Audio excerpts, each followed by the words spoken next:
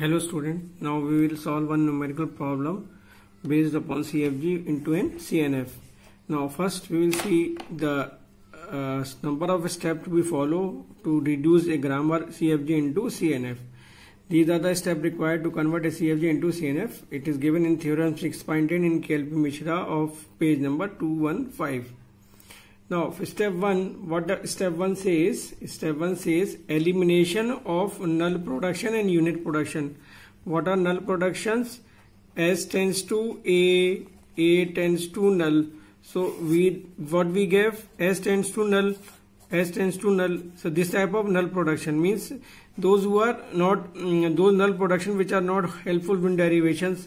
I have already given an idea in previous lecture. And unit production, A tends to B tends to C, and C tends to small d. So this type of production, A tends to B, like A tends to B tends to C, A tends to B, and these type of unit production, because basically what it is driving, A driving small d, means A tends to B, B tends to C, and C tends to small d. Ultimately what we are getting, capital A tends to small d. So these are called the unit production. There is no need to go in detail of it. Just remember in mind the null productions which are not helpful for driving a terminal string, and unit production which are making our production rule bulky. So we eliminate those type of production, null and unit production, in the step 1.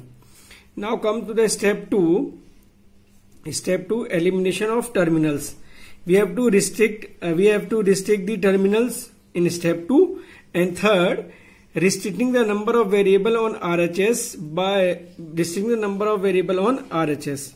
Means हमें जो variable है वो भी restrict करने हैं, वो हम कैसे करने हैं वो भी हम नीचे देखेंगे. So by above step 1 to 3 we get a new grammar G which in CNF. How it is, कैसे ये grammar CNF जो है बन गई है उसके लिए हम देखेंगे. नेक्स्ट एग्जाम्पल, एक सॉल्व एग्जाम्पल है. Reduce the grammar G into CNF. G is S tends to this, A tends to this, and A tends to this, and B tends to small b, and D tends to small d. Now come to the solution point. In the solution point, see, since there are no null or unit production. Why no null and unit production? Step 1 says eliminate the null and unit production. कोई unit और null production है इसमें हम check कर लेंगे. We will check the grammar. There are no null और unit production. So there is no null in unit production. So we no need to go for solving the step 1. We directly come to the second step. Since there are no null in unit production, so we reduce further to make every production as per definition of CNF. What the definition of CNF? हमें हमेशा ये ध्यान रखना है कि जो भी CNF की डेफिनेशन है वही फॉलो करनी है. CNF की डेफिनेशन में मैंने पहले भी बताया था, A tends to a variable can replace a single terminal, a variable can replace two and only two variable. तो इसी डेफिनेशन को हम दोनों को ध्यान में रखते हुए बाकी प्रोडक्शन को चेक करेंगे. Now let G1 is equal to, for example G given है तो हम G1 बनाएंगे CNF के फॉर्म में, चोम्स्की नॉर्मल फॉर्म में. Let G1 is equal to V1, sigma, P1, S. What is V1? V1 is a set of variable that is still unknown. Sigma is the terminals, that is A, B, D and D, that is given. And P1 it is still unknown, that is our solution part. ये हमें बनाना है. And S is the start symbol, S is equal to S. Now for P1 we are considering following. What we are following? जो already हमारे CNF के form में है. CNF का form यहाँ फिर से मैं एक बार याद दिलाऊंगा. CNF का फॉर्म का मतलब है A variable can replace a single terminal, और A variable can replace at most at two and only two, not at most, not at least. Just forget about at most और at least. Two and only two variable and only and only single terminal. तो single terminal वाले कौन से हैं? Variable can replace a single terminal, a variable can replace a single terminal. So ये हमने include कर लिया. B टेंड्स टू B और D tends to small d. Now other we will see one by one. ये वाला production है first वाला. Now S tends to C. इसमें ध्यान देना, S tends to small a, capital A और capital D.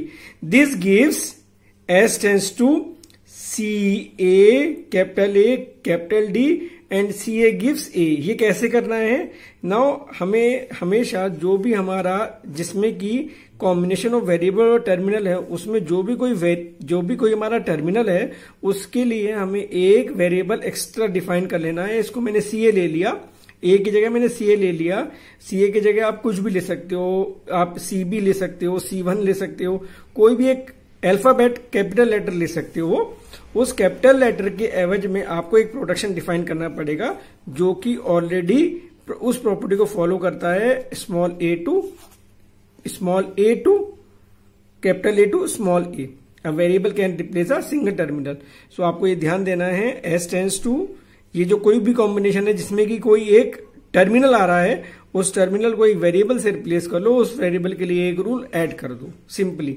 यही चीज हम दोबारा वाले प्रोडक्शन रूल में भी करेंगे, क्योंकि हमारा स्टेप 2 क्या कहता है? Elimination of terminal on right hand side. वो एलिमिनेशन करना है हमें जो कि A टू स्मॉल a और A टू BC के फॉर्म में नहीं है, जैसे कि capital A tends to small a और कैपिटल B। अब ये क्या है? एक तो यहाँ पे टर्मिनल और एक वेरिएबल है, जबकि प्रॉपर्टी क्या कहती है? यहाँ पे फिर से ध्यान देते हैं, small a tends to capital A variable can replace a single terminal, A variable can replace two and only two variable. तो दो वेरिएबल हो या एक यहाँ पे टर्मिनल हो। अब यहाँ पे देखते हैं, यहाँ पे क्या है? एक टर्मिनल है, एक वेरिएबल है, तो ये चीज हमें रिस्ट्रिक्ट करनी है। सो वी विल राइट इस वेरिएबल, इस टर्मिनल के लिए this gives A tends to, हमने एक पहले ही एक रूल डिफाइन कर लिया था, CA। So for this A I have right CA and capital B। This in the form of CNF means a variable can give rise to two and only two variable। सभी के लिए यही चीज करनी है। हमें जितने भी प्रोडक्शन रूल इस तरह से हैं जो कि कॉम्बिनेशन के फॉर्म में है, यानी कि CFG की ग्रामर के फॉर्म में, उसे CNF में कन्वर्ट करना है। A tends to small b capital A capital B, this gives A। अब now this is B is a another terminal and it is not in CNF के form में नहीं है, तो इसके लिए मैंने एक और वो ले लिया है, एक प्रोडक्शन अलग से ले लिया, एक वेरिएबल ले लिया CB। आप इसमें कोई भी कैपिटल लेटर ले सकते हो, आप इसको ऐसे भी ले सकते हो, A टेंड्स टू XAB और X tends to small b। ठीक है, तो ऐसे भी लिख सकते हो आप, इसमें कोई दिक्कत नहीं है। तो अब हम फिर से इसके लिए क्या किया है? A tends to CB capital A capital B and CB tends to small b। ये मैंने एक अपनी तरफ से नया रूल डिफाइन कर लिया। ये नए रूल अपनी तरफ से डिफाइन कर लेने हैं जो कि CNF के फॉर्म में हो। अब ये हमारा जितना भी था ये स्टेप 2 था। स्टेप 2 में हमें क्या करना था? Elimination of terminal on the right hand side. Right hand side पे हमें टर्मिनल को रिस्ट्रिक्ट करना था जो कि CNF की प्रॉपर्टी को फॉलो नहीं करते हैं। ये हमारा स्टेप 2 हो गया, इतना क्लियर हो गया। अब हम देखेंगे स्टेप 3। नाउ स्टेप 3 में देखो, स्टेप 3 क्या कहता है हमारा? स्टेप 3 कहता है restricting the number of variable on RHS। So restricting number, अब हमारे RHS में वेरिएबल को हमें रिस्ट्रिक्ट करना है। अभी हमने टर्मिनल को रिस्ट्रिक्ट किया था। नाउ P1 कंसिस्ट ऑफ, जो भी हमारे CNF के फॉर्म में थे वो तो कौन कौन से थे? B tends to small b, D tends to D। ये तो मैं ऑलरेडी गिवन थे जो कि CNF के फॉर्म में थे। CNF के फॉर्म का मतलब हमेशा क्या होता है? A variable can give rise to a single terminal, a variable can give rise to two and only two variable. यानी कि इस फॉर्म में हमें लेके आना होगा, तभी वो CNF में कहलाएगा। अब जो बनाया था last time S tends to CAAD, ये बनाया था हमने ना, इसको हम चेंज कर रहे हैं, फिर से रिस्ट्रिक्ट कर रहे हैं ताकि वो दो वेरिएबल के फॉर्म में आ जाए। This give S tends to CA C1 and then C1 tends to AD। This is the production in CNF because a variable can give rise to two and only two variable। ये भी हमारा CNF में हो गया और ये भी CNF में हो गया। अब A टेंड्स टू CAB, ये तो ऑलरेडी CNF में है। Now A tends to CBAB, ये CNF में नहीं है। सो इसके लिए क्या किया? A tends to CB C2 और C2 tends to AB।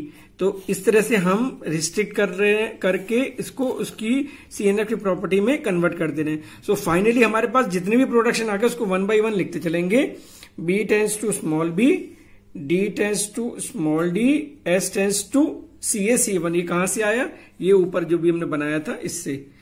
S tends to CA C1 और C1 tends to AD, A tends to CAB and A tends to CB C2 or C2 tends to AB. So this is our complete answer. Now we will write all the one by one. S tends to CaC1, A tends to CaB/Cb2. इसको collectively लिख देंगे.